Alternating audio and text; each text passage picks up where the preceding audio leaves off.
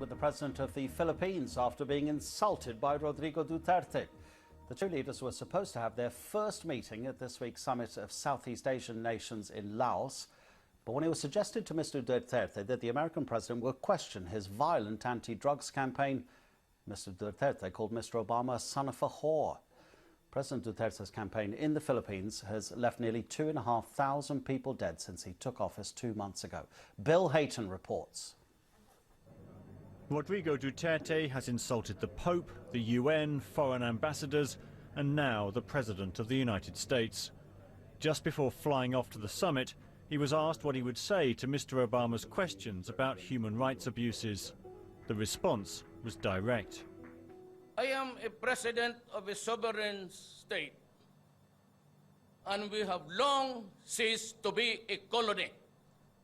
I do not have any master except the Filipino people. Nobody but nobody. You must be respectful. Do not just throw away questions and statements.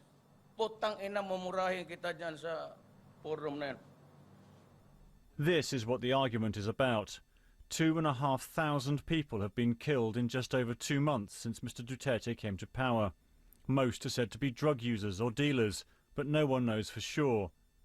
Many Filipinos are pleased that something is being done about lawlessness on the streets, but many others are horrified at the epidemic of murder.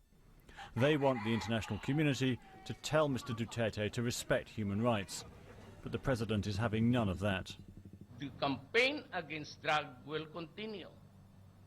Maraming mamatay dyan. Plenty will be killed until the last pusher is out of the streets.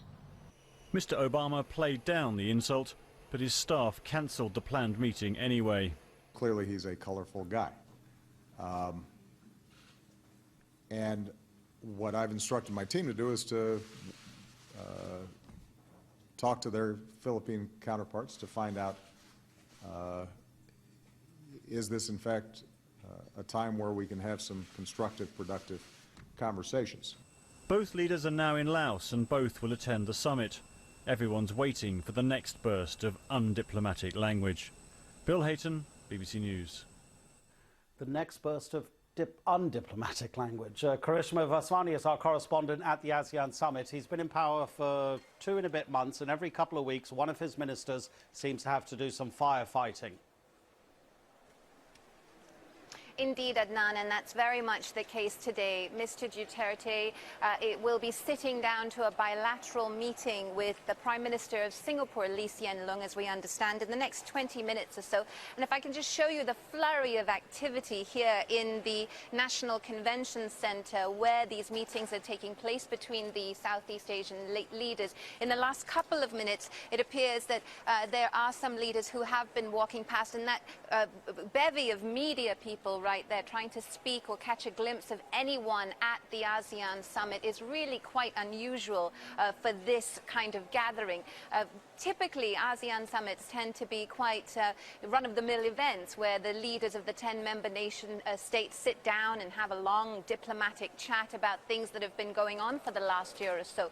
But this particular summit has really been put into the spotlight, if you will, as a result of the comments that have come from President Duterte. President Obama, as you said, cancelling that meeting, the bilateral that was meant to take place on the sidelines of the ASEAN summit. And just from some of the Philippine media that I've been speaking to here, they've expressed concern. This was the last and final time that the American president would have been given a chance to sit down and talk with the new Filipino president. Given that the Philippines is such a key ally of the United States, both economically and politically in the region, there are concerns about the impact of what he said will have on that relationship. Away from that particular issue, Karishma, China's not a member of ASEAN, but how much will its influence be felt at that summit? In the past couple of months, since that international ruling over its territorial claims in the South China Sea, that went against China, and China's been trying to do some sort of soft bargaining with other ASEAN leaders. Yes, Adnan, as you know, over the last decade or so, China, it would be fair to say, has been the reason why so many Southeast Asian nations have really seen their economies boom. I give you the example of Indonesia. So much of Indonesia's commodities were sold to China, and that really helped to boost economic growth all over the region. China is the major trading partner for ASEAN. So it's that delicate relationship. Because of its growing economic influence in the region, it also wants to have a growing political influence in the region. And as you rightly point out, in previous ASEAN summits, with the case of Cambodia, for instance, the issue of the South China Sea was basically sidelined because it was said China asked Cambodia, the host country of that particular year's ASEAN, to take it off the list of things to discuss. This year, it's very interesting that the host Laos, in fact, in the past has been seen to be a country that's been in the shadow of China. It wouldn't be fair to say that at the moment, because in the last couple of months, we have seen the government here change. There's a new leader in power, and he appears to be far more willing to accept outward investment and appears to be making more of an approach to other partners in the region. Karishma, as always, we appreciate your contribution. Thanks very much indeed. Karishma Vaswani at the ASEAN Summit.